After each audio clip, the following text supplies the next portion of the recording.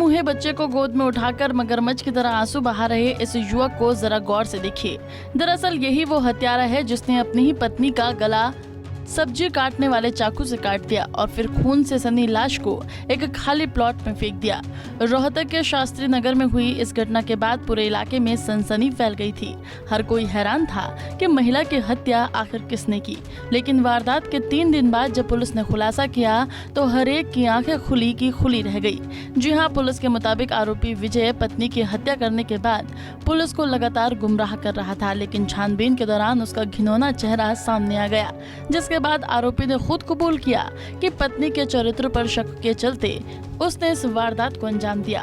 देखिए, 13 तारीख को शाम को 5 बजे के करीब हमें एक शिकायत प्राप्त हुई, जिसमें कि विजय नामक युवक ने बताया कि उसकी पत्नी की जो पर्टिकुलर जो जगह का नाम बताया था इंदिरा कॉलोनी में, वहाँ पे मृत अवस्था में पड़ी है। जो कि मौके पे पुलिस पहुँची और एफएसएल टीम मौके पे पहुँची। वहाँ पे कंप्लेन ली गई और 302 की एक एफआईआर लॉन्च की गई। और दौरान तफ्तीश जो हमारे मुख्य जो इन्वेस्टिगेशन में फैक्ट्स आए हैं, उसमें जो उसका पति था वही उसका हत्यारा निकला और उसको अरेस्ट करके 1 दिन के रिमांड पे लिया गया था।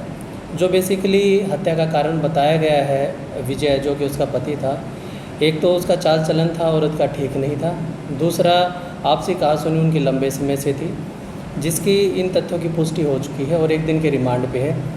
जिस चाकू से उस पर वार किया गया था, हत्या की गई थी, उसको रिकवर करना बाकी है। 1 दिन के रिमांड को रिकवर किया जाएगा।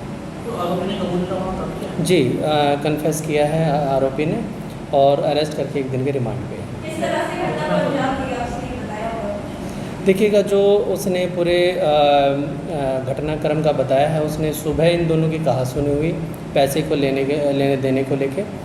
उसके बाद जो हर रोज़ की कहासुनी होती थी, वो कहीं ना कहीं उसके हस्बैंड को उस पर शक था, लेकिन 1-2 बार इसने किसी और व्यक्ति के साथ भी उसको देखा था।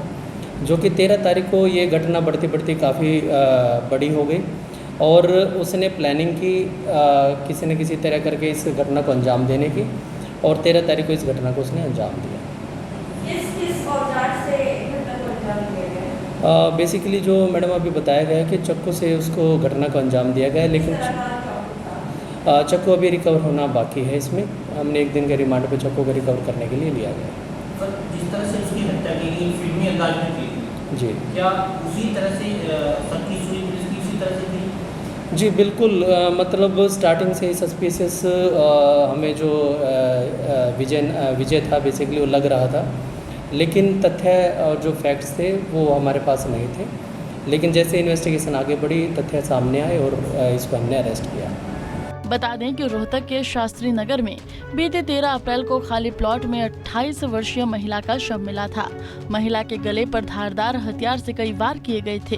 पुलिस के लिए इस ब्लाइंड मर्डर की मिस्ट्री सुलझाना किसी चुनौती से कम नहीं थी, लेकिन वो कहते हैं ना कि अपराधी कानून के हाथों से कुछ दिनों तक भाग सकता है मगर बच नहीं सकता। आपको ये भी बता दें कि आरोपी विजय के 4 बच्चे हैं जो कि अब पूरी तरह से बेसहारा हो गए हैं। रोहतक से दीपक भारद्वाज, पंजाब केसरी टीवी।